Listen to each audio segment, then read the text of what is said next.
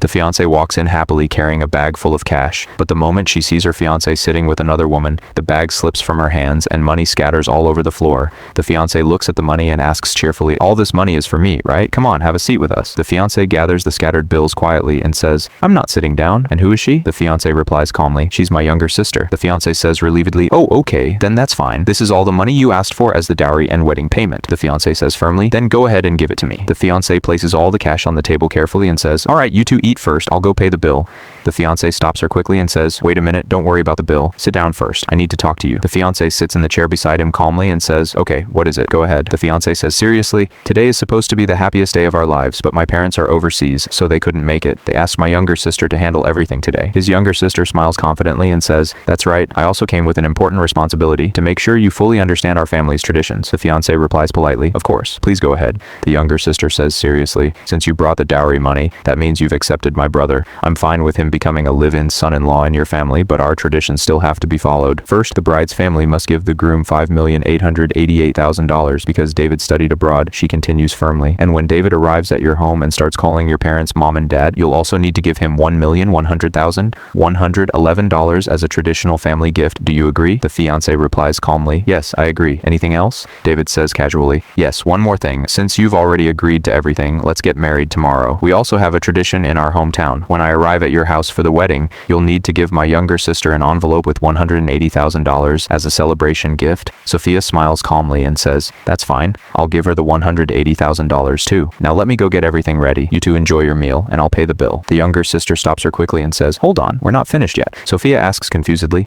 "I thought you said that was the last condition." David replies thoughtfully, "It was, but I just remembered something else. What's the most important thing after marriage?" "Money. Since everything becomes shared property after we're married, I want you to buy me a $6 million mansion before the wedding. It should be right next to my sister's house, and it must be registered only in my name." Sophia replies calmly, "Buying a house isn't a problem, but why does it have to be next to your sister's house?" David answers seriously, "Maybe you don't know this, but my younger sister and I have always been very close. You're a successful businesswoman, and you'll probably travel a lot for work. I'll be alone in such a big house. If my sister lives nearby, she can take care of me." His younger sister says proudly, "Exactly. My brother is kind, well-educated, and gentle. When we were kids, I always protected him whenever someone bullied him." She then says curiously, "By the way, David, I just remembered something. Your fiancé's parents are from the countryside, aren't they?" Sophia replies politely, "Yes, we are. But after the wedding, my parents won't move to the city. They love living in the countryside and want to keep farming. We'll live separately." David shakes his head seriously and says, "No, I think you're wrong. Children should always take care of their parents. They're getting older and still working so hard. They should move to the city. That way we won't have to hire a housekeeper anymore because that's expensive." Sophia asks firmly, "So you're saying my parents should move here just to work for us?" David replies quickly, "No, that's not what I mean. I'm just saying that if they cooked our meals, life would be easier." Sophia asks calmly, "Anything else?" The younger sister says confidently, "Yes, when your parents move here, don't let them live with you. Send them to my house instead. I just bought a huge mansion. The garage is empty so they can sleep there. It'll be much easier. Besides, I've always taken care of my brother. My house has 5 floors. Sophia replies firmly, "There's no need for that. My house is already big enough. My parents will stay with me. Thank you, but there's no need to trouble yourself." David says seriously, "No, that won't work. Even though the house is big, your parents are country people. If they live with me, they'll make things uncomfortable and affect our married life. Oh, and one more thing. My brother-in-law is coming over this afternoon. Buy him a car. I don't have a driver's license, so register it in his name. And after we're married, besides giving me a monthly allowance, you'll also need to give my younger sister money every month. Whenever you're away, she'll be the one taking care of me. That's her payment." Sophia asks confusedly, "What kind of request is that? I understand supporting you, but why would I pay your sister every month?" The younger sister replies proudly, "See, that's how our family works. When someone becomes part of our family, everyone benefits. If you truly love my brother, you have to love and support his entire family too. Otherwise, why should he marry you?" David nods confidently and says, "Exactly. Everything my sister is saying is for your benefit. Think about it.